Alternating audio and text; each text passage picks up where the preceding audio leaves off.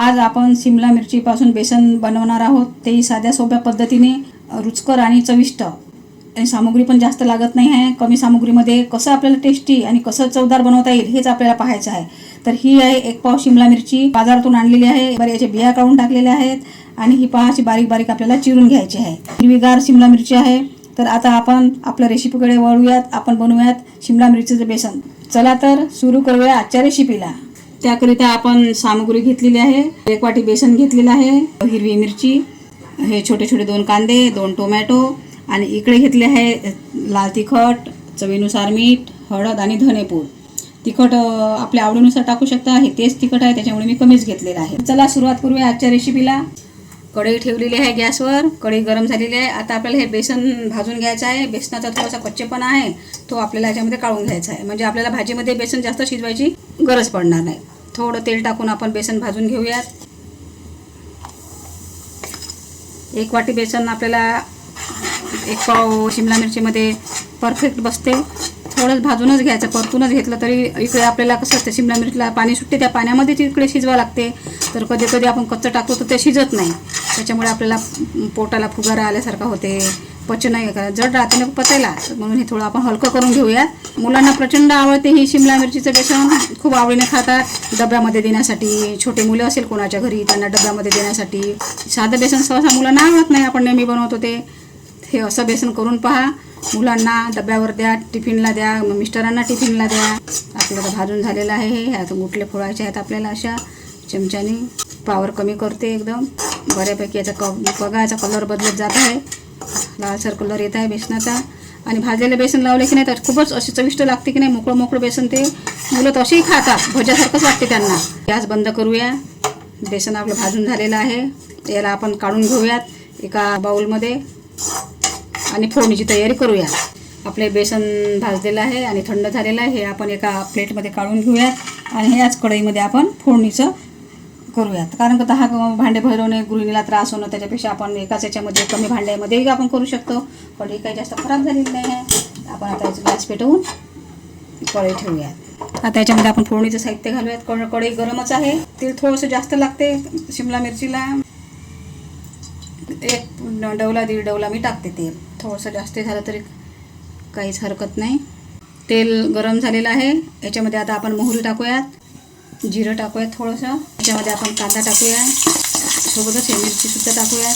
मिरची ऑप्शनल आहे, टाकूशा वाटते तर टाकायची, नाही तर काही गरज नाही. तिखट टाकलं तरी चांगलं बनते.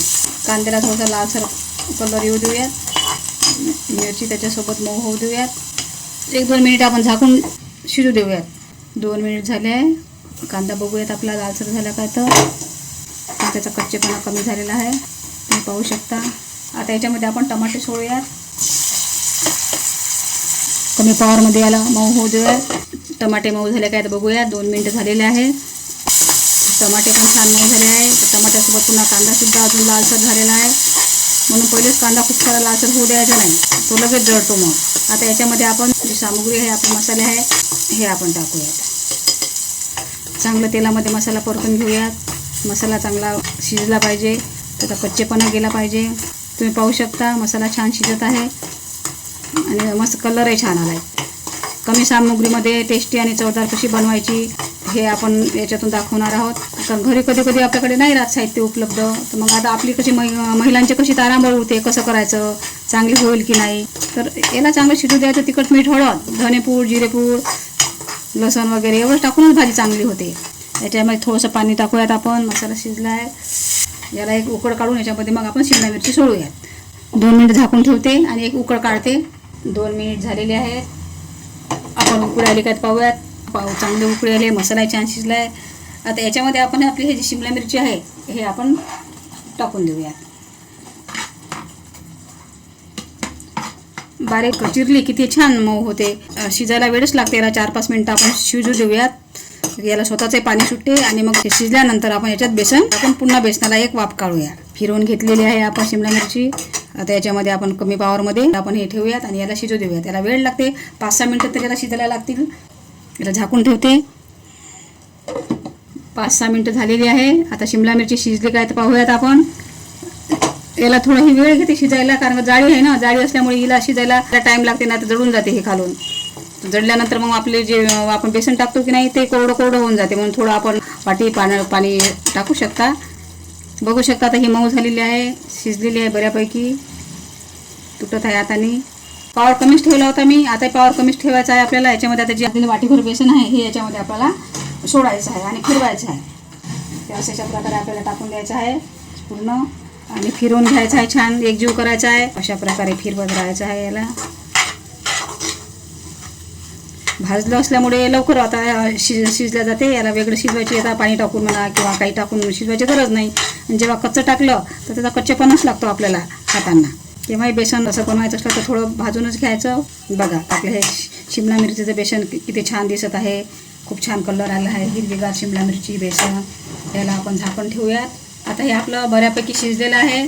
शिमला मिरचीचं बेसन झालेलं आहे तयार. तुम्ही बघू शकता किती छान याला कलर आलेला आहे आणि कमी सामग्रीमध्ये खूप चविष्ट आणि चवदार लागते. तुम्ही करून बघा घरी, मुलांना सुद्धा द्या. मुले तर बोटच चाटत राहतील, मी पुन्हा कर असं म्हणतील. हे आहे आपलं शिमला मिरचीचं बेसन तयार झालेलं आहे. आता आपल्याला वाफेवर ठेवूयात, गॅस बंद करूयात आणि 2 मिनिट याला वाफ येऊ देऊयात. 2 मिनिट झालेले आहे. बेसन आपलं आता छान शिजलेलं आहे वाफेवरच. पहा खूप छान झालेलं आहे बेसन आपलं, छान शिजलेलं आहे, कलर पण छान आलेला आहे. आता याला आपण एका बाउलमध्ये घेऊया. त्याच्या वासानेच तोंडाला आपल्याला पाणी सुटते आहे. कधी घेतो आणि कधी नाही असं वाटतं. मुलांना तर फारच काही होते. सुकं बेसन सुकं काय बनवलं की त्यांना खूपच मजा वाटते. तर हे आपलं शिमला मिरचीपासून बनवलेलं साध्या पद्धतीने आणि कमी सामुग्रीमध्ये शिमला मिरचीचं बेसन आपण तयार केलेलं आहे. तुम्ही पण करू शकता आणि छानपणे याची मजा घेऊ शकता, टेस्ट घेऊ शकता आणि तुम्ही वारंवार असं बनवू शकता.